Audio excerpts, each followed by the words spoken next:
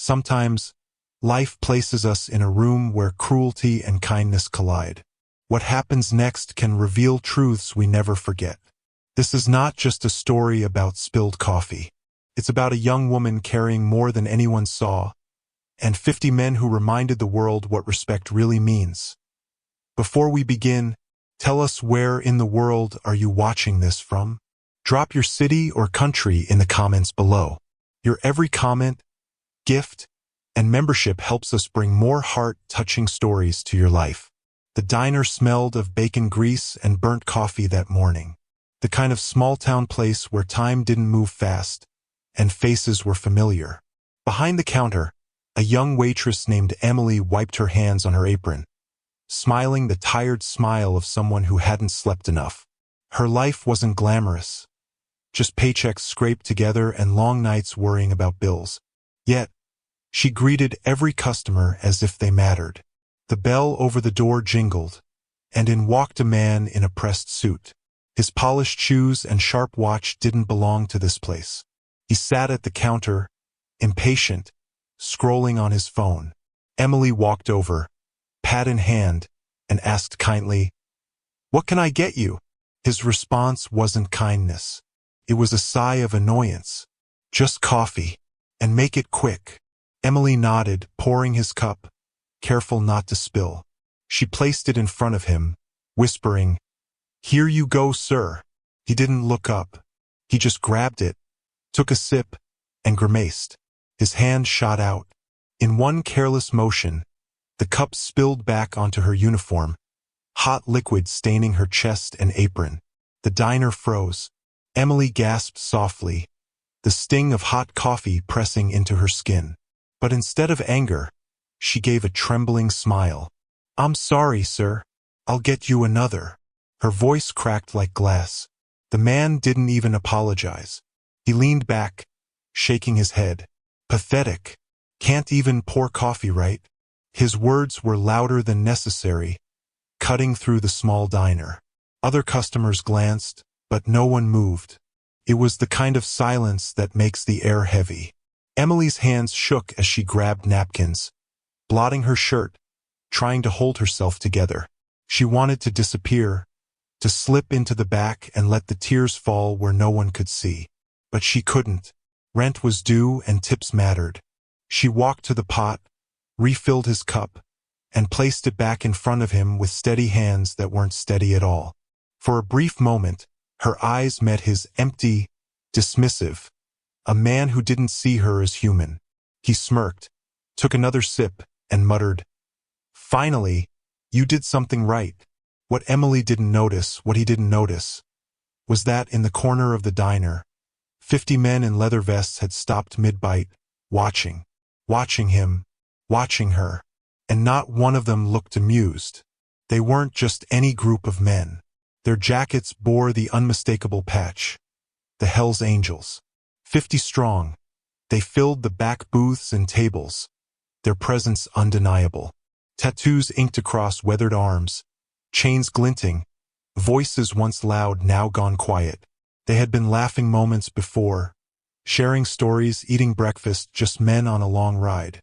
But when the coffee cup hit Emily, when the man's words sliced her dignity, their joy stilled like a flame blown out. The leader, a graying man with eyes that had seen too much, set down his fork. His name was Bear, and his silence was heavier than any shout. One by one, the others stopped chewing, stopped talking, their gazes locked on the suited man at the counter. Emily, busy cleaning, didn't notice. She was too focused on holding herself together. The man in the suit didn't notice either. To him, the world was made of people who served and people who deserved. But everyone else in that diner felt the tension build, like a storm pulling in over still water. One whisper rolled through the group of riders. "No one treats her like that." Emily disappeared into the kitchen for a moment, pressing cold water against her skin. Her reflection in the stainless steel sink looked tired. Eyes that hadn't known rest, lips pressed thin, a heart too heavy for her young years. Her mother was sick back home, bills piling high. Her brother's future depended on her. Every dollar mattered. She had taken this job not for herself but to keep everyone else afloat. That was the part no one saw. To customers, she was just a waitress, apron stained and smile rehearsed. But beneath, she was a young woman breaking under invisible weights. She closed her eyes, whispering, "Just get through the shift. Just get through it." When she walked back out, her face was calm again, but her eyes told the truth. Red rims, damp lashes. She forced another smile, poured another cup for another table.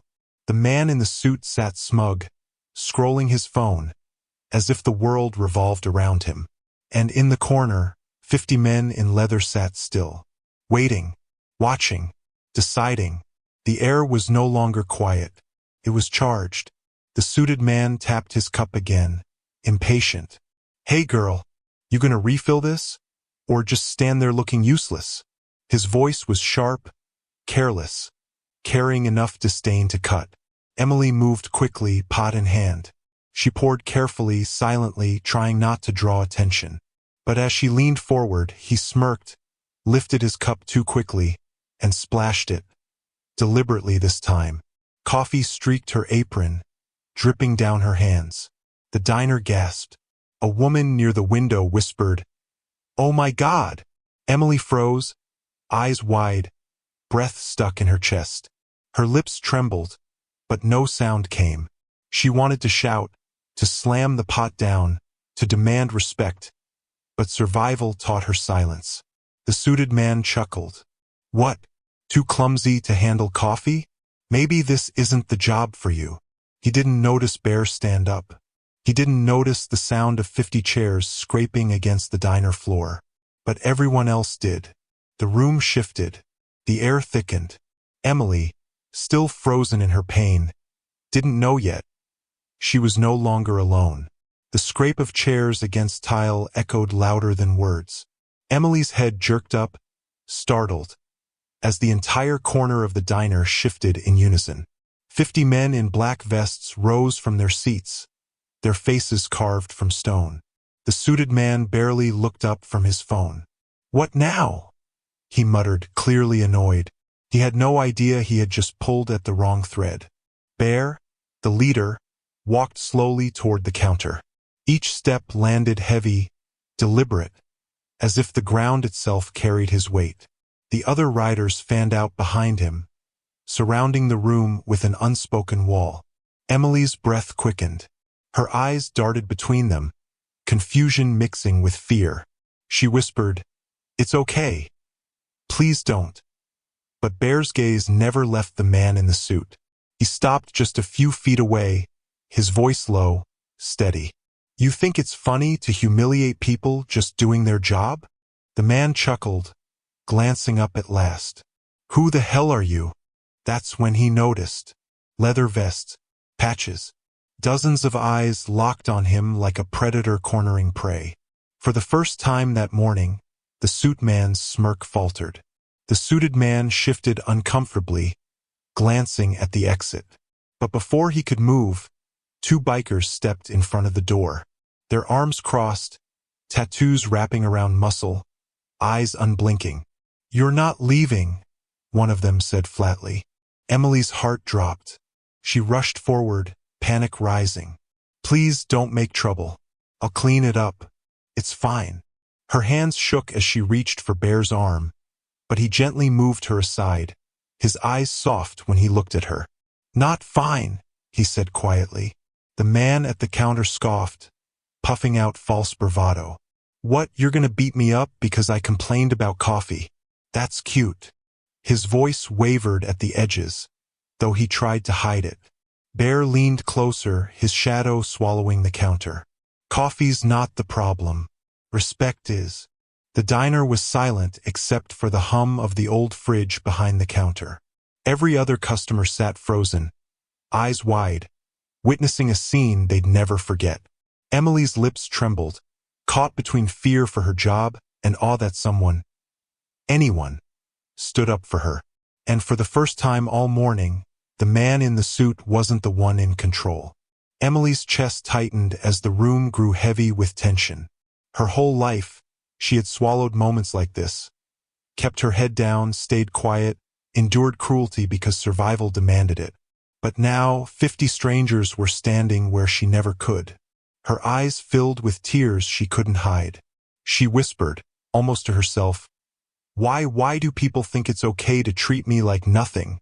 The suited man rolled his eyes. "Oh, don't be so dramatic. You're just a waitress." The words pierced sharper than the coffee burn. Emily's body stiffened, her hands curling into fists.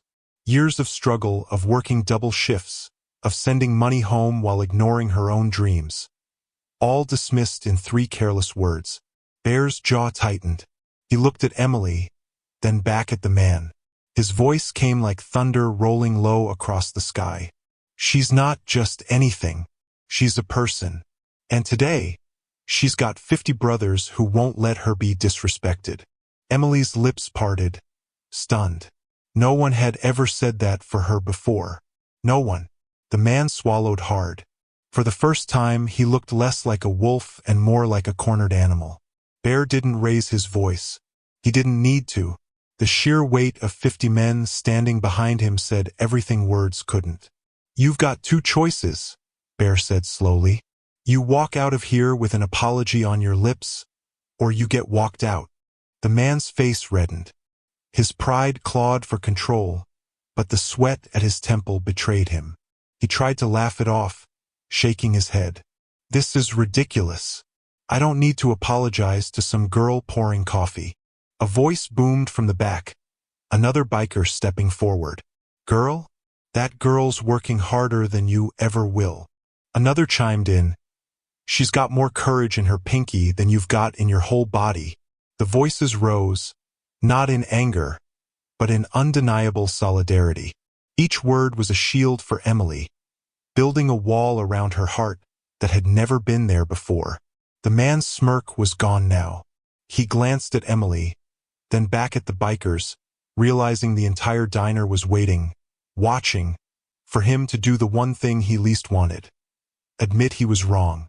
For a moment, silence stretched thin as glass. Then Bear leaned closer, voice a growl. "Say it." The suited man's throat worked. He looked at Emily, whose eyes shimmered with tears, her hands trembling as she clutched her apron. The weight of 50 stares pressed down on him until his arrogance cracked. He muttered, "I'm sorry." The word was barely a whisper. "Louder," Bear demanded. The man swallowed, his voice shaking now. "I'm sorry." Emily's lips trembled. She had imagined apologies before, in lonely moments, but never thought she would hear one. Still, her heart felt heavy, because words couldn't undo the years she'd been treated as less. Bear straightened, nodding once. "Now leave." The suited man grabbed his briefcase, stumbling to his feet. But when he turned toward the door, the bikers blocking it stepped aside slowly, their eyes never leaving him. He slipped out into the sunlight, smaller than when he had walked in. And just like that, he was gone. But what remained was something bigger than coffee. Emily stood frozen behind the counter, chest rising and falling with sharp breaths. The diner, moments ago suffocating with tension, now felt strangely quiet. Customers looked at her, some with sympathy, others with respect, as though seeing her for the first time. Her hands fumbled with the coffee pot, setting it down before it slipped. She whispered, I don't know what to say." Bear stepped closer, his tone soft now. "You don't have to say anything. You've been saying it with how hard you work, with how you hold yourself together when the world tries to break you." Emily blinked rapidly, tears threatening again. She shook her head, her voice breaking. "People don't usually notice." A biker at the booth called out, "We noticed." Another added, "Everyone notices more than you think." For a moment, Emily's chest ached with something she hadn't felt in years, being seen. Not as a server, not as someone's punching bag, but as herself. Her lips trembled into the faintest smile. "Thank you," she whispered. And though the words were small, the gratitude behind them filled the entire room. Bear pulled a chair up to the counter, sitting down across from Emily. His massive frame looked almost gentle now. "Listen," he said, his voice steady. "Life's gonna throw people like him at you. People who think money or power makes them better. But that's not who decides your worth." Emily's eyes lowered, tracing the scratches on the counter. "It's hard, when every day feels like just surviving." Bear nodded slowly. "I know, more than you think. Some of us came from places worse than this. We were angry men once. But you learn strength isn't about tearing others down. It's about protecting the ones who need it most." Emily looked up, really looking at him now.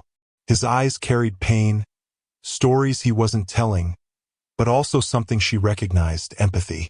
Another biker spoke up from the booth. "You're not alone, kid.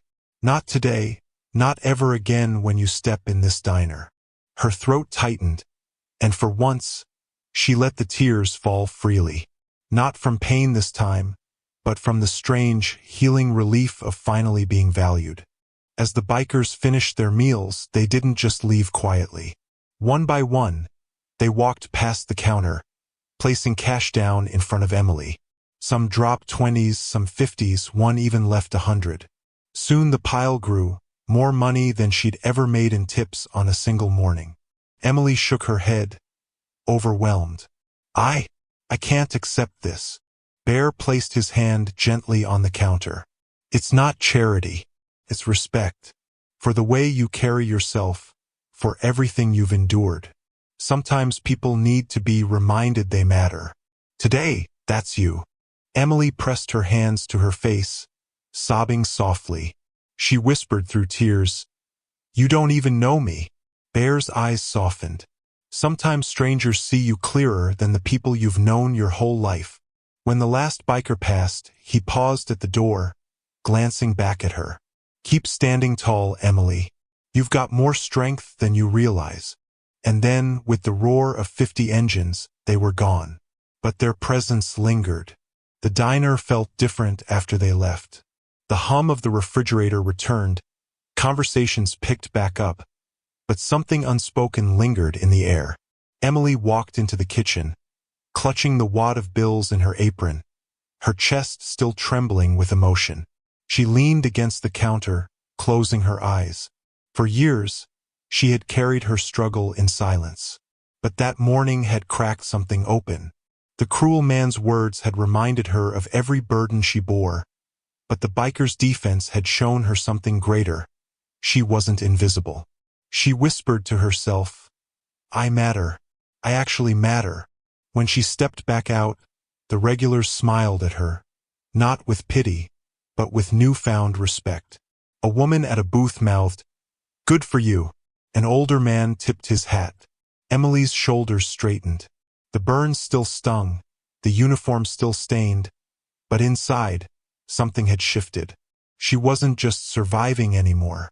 She was seen, and that truth would carry her through the hardest nights. That evening, after her shift ended, Emily stood outside the diner, the sunset painting the sky in shades of gold and fire. She listened to the fading echo of engines somewhere on the horizon, carrying with them a lesson she'd never forget. She pulled out the wad of bills, not just money, but proof that kindness and respect could still exist in the world. Her lips curved into a small, trembling smile. She whispered into the quiet street, "Thank you for reminding me I'm worth standing up for." And though the bikers were gone, their presence lingered like a shield around her heart. Sometimes heroes don't wear suits or uniforms. Sometimes they wear leather, ride loud machines, and carry broken pasts. But when they rise to protect the overlooked, they leave behind more than noise. They leave behind hope. Emily turned toward home, her steps lighter than they had been in years.